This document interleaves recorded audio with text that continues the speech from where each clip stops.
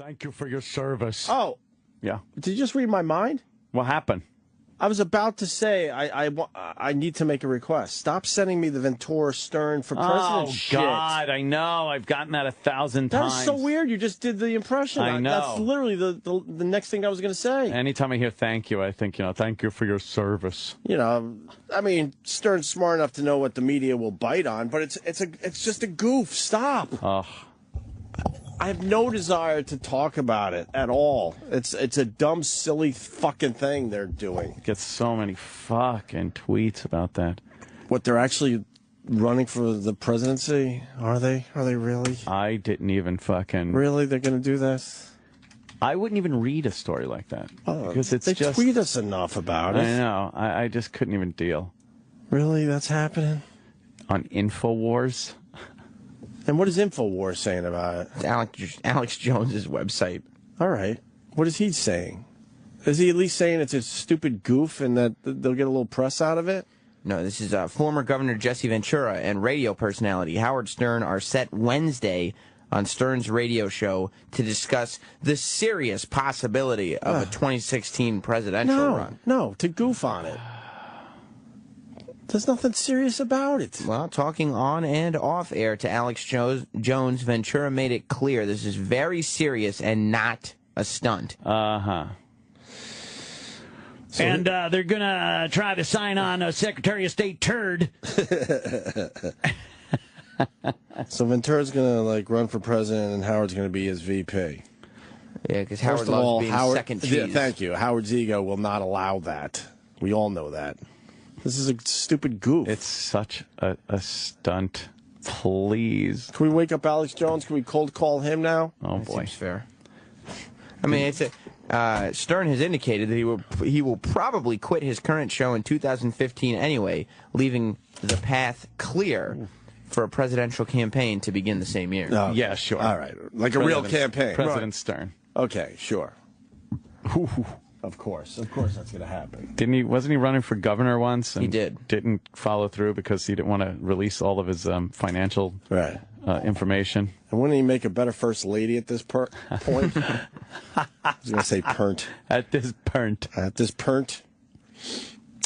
Yeah, I can't. I don't even care they're doing it. I care more that some of these almost legitimate sites media aren't saying, obviously this is a complete and utter goof. Yeah. Well, Alex Jones is Jesse Ventura. No, but it's on other sites too.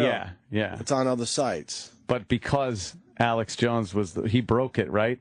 Didn't Alex Jones break the story? Yes, he did. We talk about the goof ticket all the time. Every election, you get a kind of a goof ticket. It's fun, and those people get a little press because for whatever reason, everyone likes to play along. Yeah. But they're not serious about it. They like to make believe it's real. No. Stop it. All right. Good for them.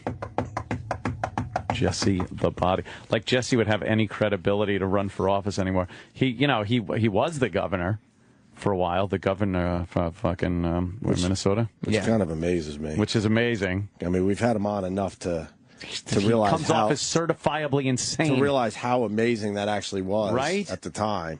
Because, wow. Yeah. Wow.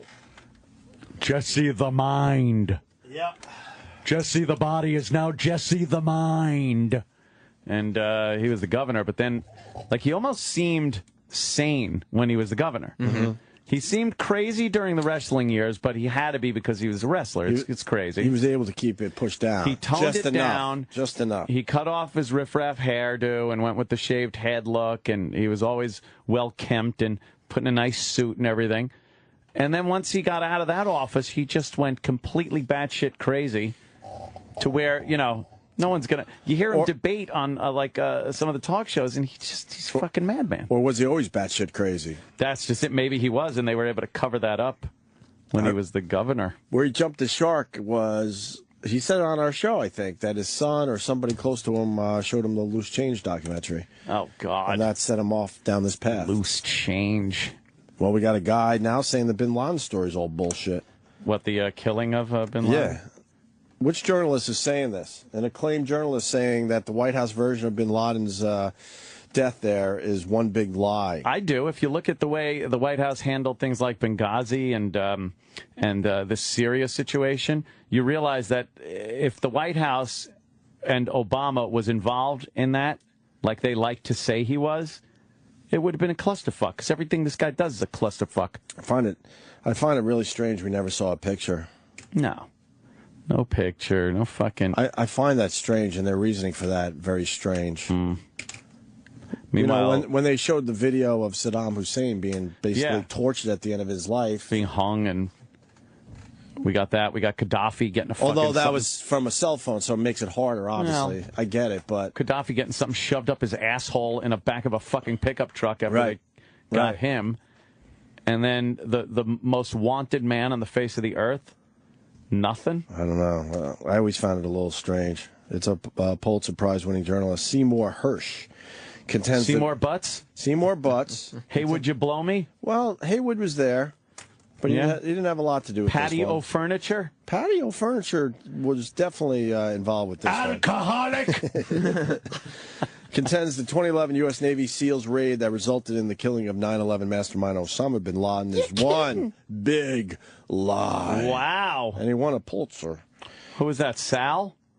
Did Sal say this? Yes, Sal. He knew it was fake, I heard, and... He knew the whole time. Yeah, wanted to play a gag on everyone? He was just waiting for us to realize. Fucking Sal. Not one word of it is true. Hersh told the Guardian newspaper in an interview meant to drum up publicity for his new book about national security.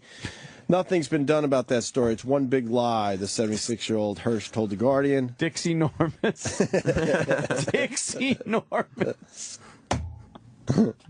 I like that one. Okay.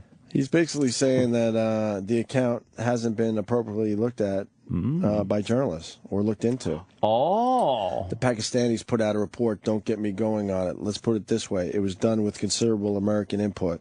It's bullshit. Wow. So It's a bullshit report. What's the bullshit? That it never happened, or really it happened explain differently that part. That's what's frustrating about this story. than the White House says? The book will also discuss Hersh's view that the U.S. media hasn't committed enough resources to investigate journalism. Horse. It's pathetic. They are more than obscure, Hersh said of the American media. They are afraid to pick on this guy, Obama. Well, yeah. It's obvious. Used to be when you were in a situation when something very dramatic happened, the president and the minions around the president had control of the narrative. You would pretty much know they would do the best they could to tell the story straight, he said. Now that doesn't happen anymore. Now they take advantage of something like that, and they work out how to reelect the president. Mm-hmm. So I always found that one strange. I think you have to show the picture, man. Yeah, because we really don't have any, like, eyewitness kind of proof. Right. I mean, it pissed off people no matter what. So what would showing the picture do? Right. Really get everyone outraged? They're pretty outraged that we took him out. Dump him in the ocean. Don't see him no more. We won't see him no more. Yeah. Government shutting down, huh? Well, the clock is ticking. CNN has a fucking disaster clock going. Right. They put time to a countdown to that's disaster. I don't know. That countdown clock? Yeah. Oh, I thought it was when that big bitch was gonna go on a diet. That bitch is big. That bitch is big. She big. Oh no.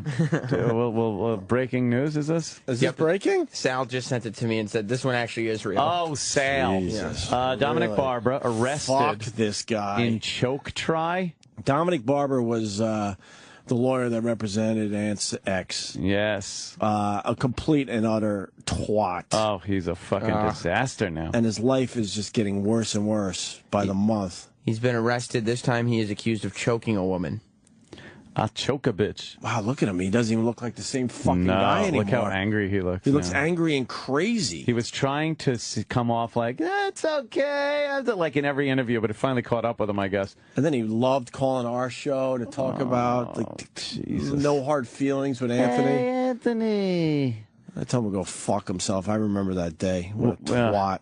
What are the circumstances? Yeah, what's the latest on this? It was made at 11 p.m. after a woman... Last night? Yeah. Okay.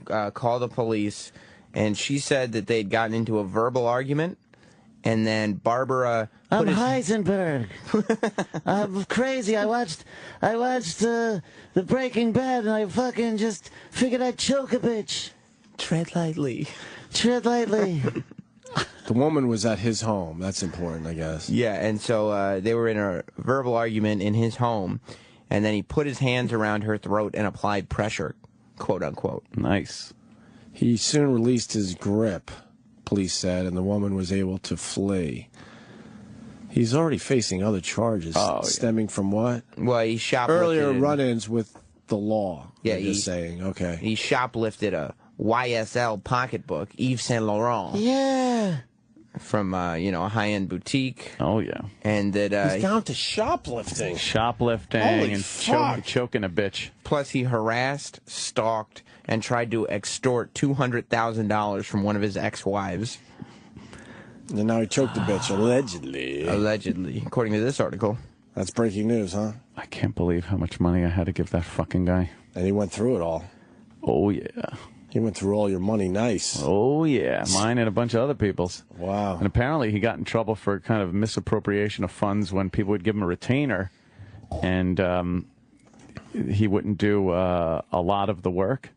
And he wouldn't pay the retainer back. Man. So he got in trouble for that. He is in Dutch. Man, when he used to come fucking strolling into that courtroom smiling. Anthony, hi. Come on, do the imitation. Go ahead. Do it. He loves the publicity. God. Yeah, I'll do the imitation. He loved being in the spotlight. Right now, where's the cop to put me in cuffs, you dumb fuck? Good. Good for you. What happened to the fucking... wasn't he born again or something? Last we were reading, he was born again, and he found Jesus. Jesus said... And Jesus said unto thee... Choke a bitch. I saw another footprints, sets of footprints next to me during the times of my life. And the most difficult ones, there was only one set of footprints. Jesus, why did you leave me? He said, I did not leave you. I went off to choke a bitch. Yeah, he was just carrying the bitch by her neck. At that point in his life. Allegedly. Her feet was swinging in the breeze. Right. Allegedly. Oh, God. It couldn't happen to a nicer guy. There's this whole karmic thing, karma, whatnot. And it works both ways. So you really don't wish bad things on people.